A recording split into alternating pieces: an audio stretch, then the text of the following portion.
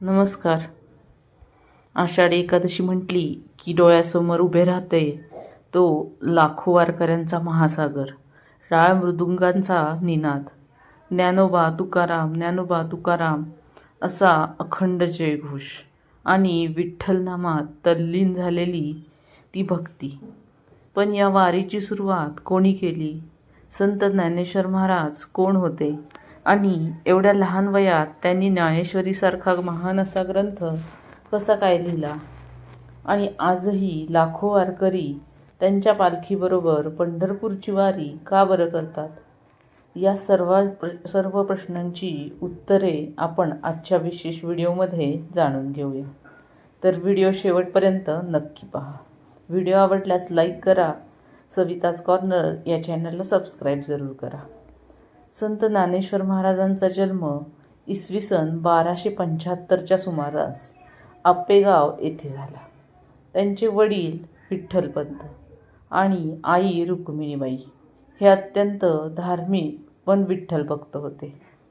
विठ्ठलपंत यांनी संन्यास घेतला होता. नंतर गुरुच्या आज्ञेने ते पुन्हा संसारात आले, परंतु त्या काळातील समाजाने हे स्वीकारले नाही आणि त्यांच्या संपूर्ण कुटुंबाला बहिष्कृत केले. त्याच कठीण परिस्थितीमध्ये 4 महान संत त्यांच्या पोटी जन्माला आले. ते म्हणजे निवृत्तीनाथ, ज्ञानेश्वर, सोपानदेव आणि मुक्ताबाई. विठ्ठलपंत यांनी संन्यास घेतल्यामुळे आणि गुरुच्या आज्ञेने ते पुन्हा संसारात जरी आले असले तरी संपूर्ण समाजाने त्यांना वाळीत टाकलेले होते. त्यामुळे बालपणामध्ये अतिशय संघर्ष या 4ही मुलांना सहन करावा लागला. समाजाकडून अपमान, उपेक्षा आणि बहिष्कार सहन करताना ज्ञानेश्वर महाराजांनी कधीही देवावरील आपली श्रद्धा सोडली नाही, कमी होऊ दिली नाही. मोठे भाऊ निवृत्तीनाथ यांच्याकडून त्यांना अध्यात्माचे शिक्षण मिळाले. लहान वयातच त्यांनी वेद, उपनिषदे आणि भगवद्गीतेचे गूढ ज्ञान असे आत्मसात केले. एकदा काही विद्वानांनी ज्ञानेश्वर महाराजांची परीक्षा घेण्याचे ठरवले. त्यांनी उपहासाने विचारले की तुमच्यात इतके ज्ञान असेल तर या रेड्याकडून देखील तुम्ही वेद म्हणवून दाखवा. ज्ञानेश्वर महाराजांनी प्रेमाने रेड्याच्या डोक्यावर हात ठेवला आणि सर्वांना आश्चर्याचा पारावर उरला नाही. तो रेडा वेद पठण करू लागला.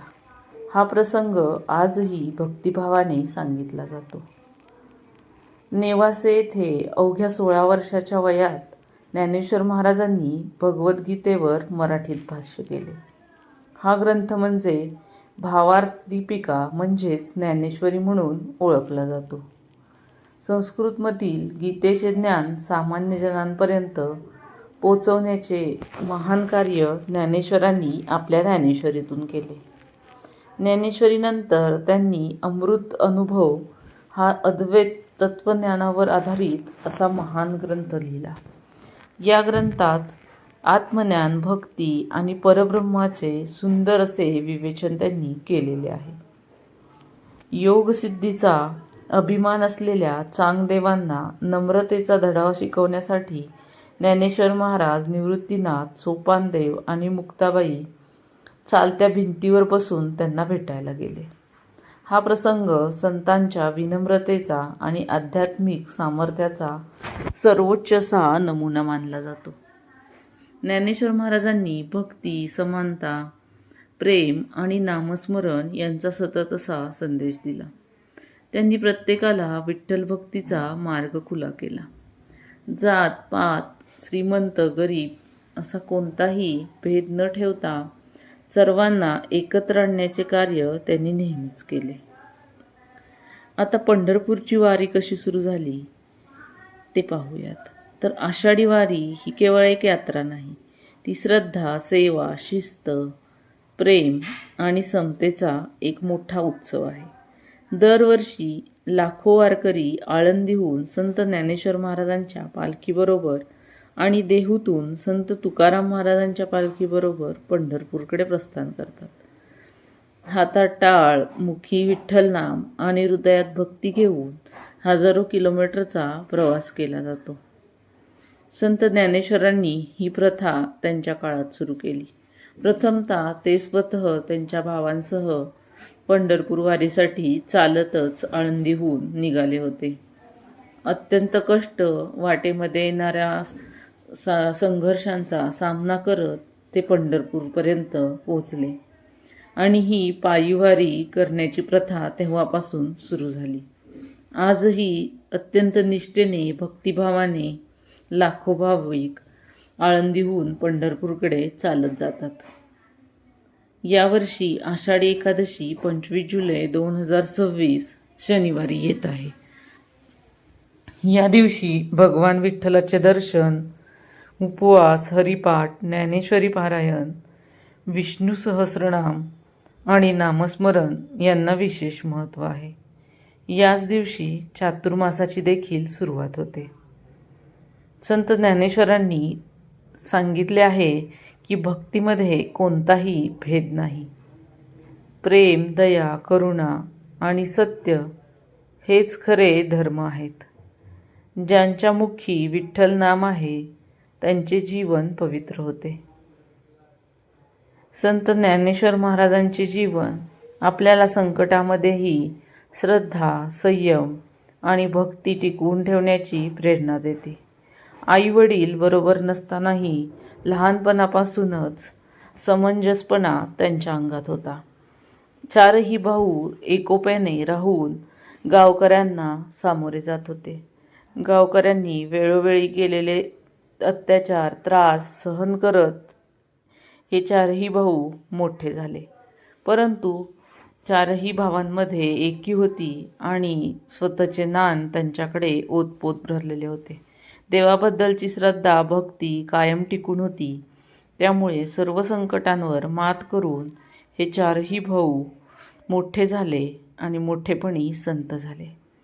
संत झाले म्हणजेच त्यांनी केलेल्या देवाच्या भक्तीमुळे त्यांना दैविक शक्ती प्राप्त झाली आणि त्यामुळेच ते मोठेपणी त्यांच्यामध्ये कोणताही अहंकार निर्माण झाला नाही, कोणतीही वासनेची भावना निर्माण झाली नाही.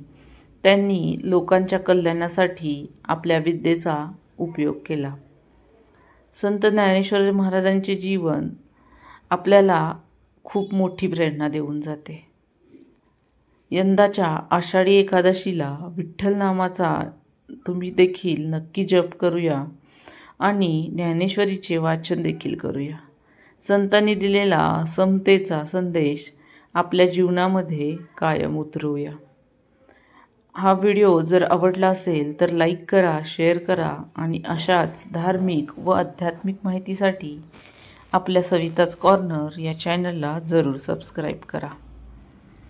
जय जय रामकृष्ण हरी, ज्ञानोबा माऊली तुकाराम, पांडुरंग हरी विठ्ठल या गजरामध्ये आता संत ज्ञानेश्वर आणि संत तुकाराम यांची वारी देखील 7 जुलै आणि 8 जुलै रोजी आळंदी आणि देहू येथून निघणार आहे.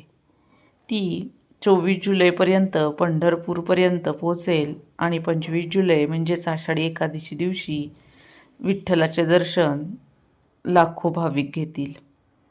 तर आपण देखील या वारीमध्ये नक्की सहभागी होऊया. आजचा व्हिडिओ कसा वाटला हे मला कमेंट करून जरूर कळवा.